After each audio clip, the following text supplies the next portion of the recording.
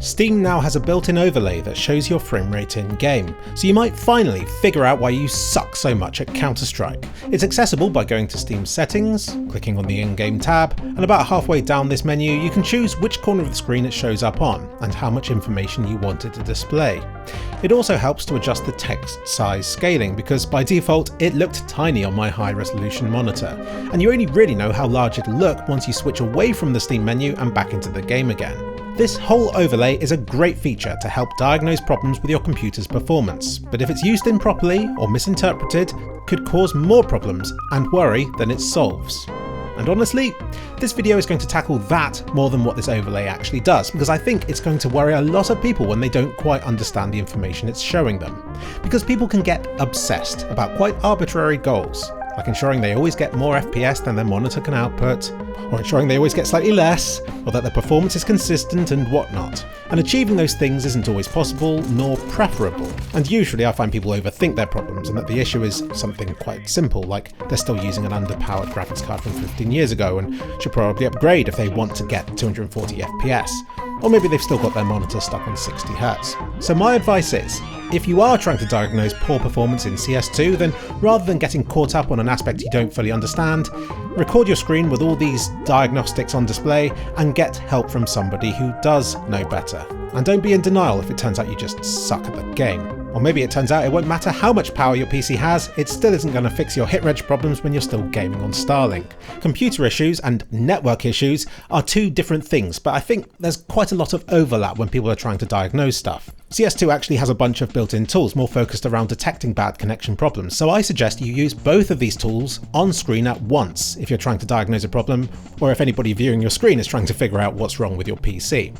Now, I actually like playing games without frame rates visible, because I'd rather go by the feel and to react to any issues accordingly. Because even though I have a bitchingly fast PC, now that I've activated these metrics I'm full of anxiety and dread, because I notice here my frame rate is very inconsistent, and that neither my CPU nor my GPU is pegged at 100%, and that my minimum FPS occasionally drops below the 144Hz my monitor can output. But none of this matters, because the experience is very clearly very smooth and very playable.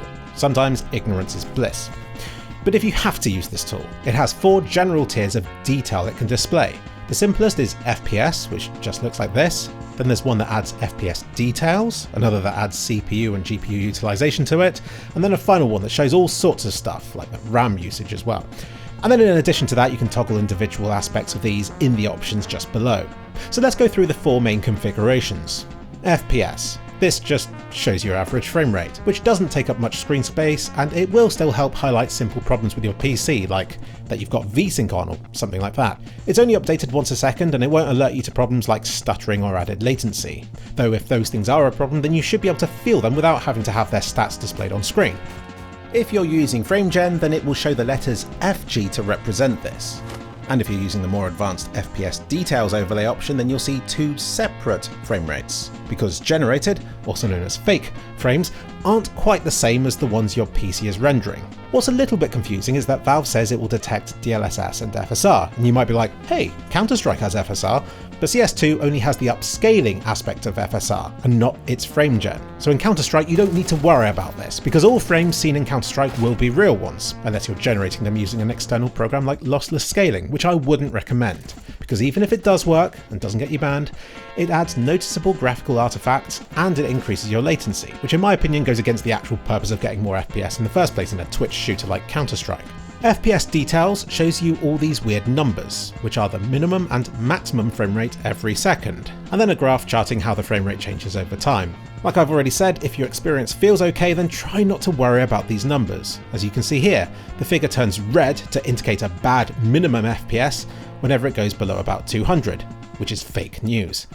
But if this value drops enough, then it might become noticeable in the form of unsmooth gameplay, known as microstutter. How low is too low? Well, it depends on who you ask and what your setup is. But anything below your monitor's refresh rate will guarantee duplicate frames at some point in a second, but if you ask me, as long as it only infrequently drops below something like 60, then maybe your focus is better spent elsewhere, like actually getting better at the game. The third overlay preset shows your CPU and GPU utilization.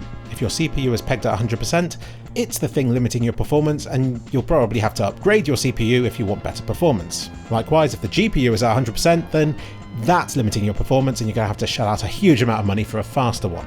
Now, some people will never be happy, believing that 100% is a bottleneck that needs removing, and then when they finally manage that, they'll worry that they're not getting the full performance out of their components. As you can see here, neither my CPU nor my GPU is stuck at 100%, which could mean that the two components are quite nicely balanced, taking in turns to limit my frame rate. Or it could mean that I have a frame rate limiter active, or just that I'm being CPU limited. Let me explain. You see all those little lines just here. Each of these represents a CPU thread. I have 32. You probably won't have quite so many. Even the best optimized games struggle to use all 32 all of the time. Games tend to use just a few threads, but a few threads quite heavily, hence why this game is only really using about 25% of my CPU. So my performance is likely limited by the few cores that are being heavily used in CS2. And that's fine, that's just the reality of modern processors. As it is, my processor has two different types of cores. It has 8 fast ones and then 16 slower ones. And you can see here that it likes to use the 16 fast threads near the start of this chart a lot more.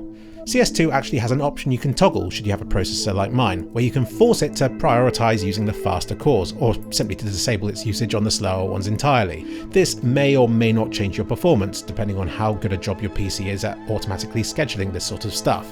Again, try not to worry about this too much if the game feels smooth enough already. It did used to be a case that I got better performance by disabling my slower E cores, but there have been many updates since then and I don't bother anymore. You see this number that's over 100%. This could actually be quite a useful one to measure. This shows the speed of your most heavily used CPU core. Since games like CS2 tend to use a few cores very heavily, you'll want this value to be as high as possible, really. 100% represents your processor's base frequency, so values constantly above 100% indicate that the processor is being boosted to a higher speed, which in a modern processor means it's probably working as intended, and it's quite a good sign that a game is making good use of your processor's top speeds. Which gets us onto the final frame rate setting, which displays the processor clock speeds, among other things as well. You have to know what your processor is to better understand these values. For instance, my processor is a 13900K, which can boost up to 5.8 GHz, which it isn't doing here. Oh no.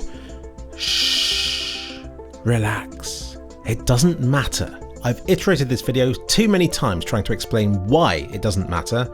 I actually managed the highest clock speeds when I capped my frame rate to 64, just to show the stupidity of focusing on optimizing one metric when it sacrifices the bigger picture. Ultimately, I can summarize it like this. Every processor is different, and you'd need an entire video dedicated to your specific processor for it to be of use to you, but I'll try and sum up what you're looking for here with clock speeds. Modern processors are very opportunistic. They're continually adjusting their clock speeds to extract the most out of every given situation they find themselves in, often changing hundreds of times a second. So you'd expect fluctuations, and you should only really worry about this if they're unusually low, like maybe 2.6 GHz, which could suggest you either have a very old processor or you have some kind of power saving mode on, which prevents your processor from boosting as high as it could do. I'd also be wary of very consistent clock speeds, which again would suggest that something's kind of limiting how far it can boost. But all this completely depends on your processor and whether you're on a desktop or laptop of some sort. And finally, you have stuff like the RAM usage and GPU's temperature, which is 69 degrees? That can't be right, that's hotter than your mum. Shh. Relax. This is showing the hottest part of your component, and modern components can often be designed to work at quite crazily high temperatures, and to even clock higher and higher until they hit either a power limit or a thermal limit, because there are performance benefits to targeting higher values, and it isn't unheard of for components to go as high as 100 degrees, and sometimes even higher than that. I'm just pleased it isn't showing my processor's maximum temperature, because that always terrifies me. So again, ignorance can actually be bliss, and if you do get concerned, then look up your components to better understand if they're working within acceptable limits. And listen to when the fans spin up inside your PC and how loud they get. And if it is a concern, then try capping your frame rate to something sensible rather than trying to 100% max out your components. Not only should your PC run cooler and quieter, but you'll also cut down on your power consumption. Win-win-win. And last, you can see the amount of VRAM and System RAM that's currently being used. Oh no, it looks like CS2 requires more than 8 GB of VRAM and more than 16 GB of system memory. Shh. It doesn't matter. Often, more RAM is reserved than is actually needed, and I've seen too many people online get all worked up about not having much RAM in reserve just in case they need a bit more. So a rule of thumb here is only worry about it if these values go red and you start getting stuttering performance problems. And if that happens, then you can drop the amount of RAM your PC's using by closing background programs, by dropping texture quality in the game that you're playing, by lowering its resolution, and by dropping anti-aliasing quality. And if you're still struggling, then just drop all the graphics settings to low and slowly work up from there. But I'm not going to bother. I'm disabling all of these metrics and going by the feel, using the force. And I'm going to live in ignorant bliss about any dropped frames or inconsistent frame times. Because life is too short, games are too fun, and I know I have good tools already. I'm just a bad workman.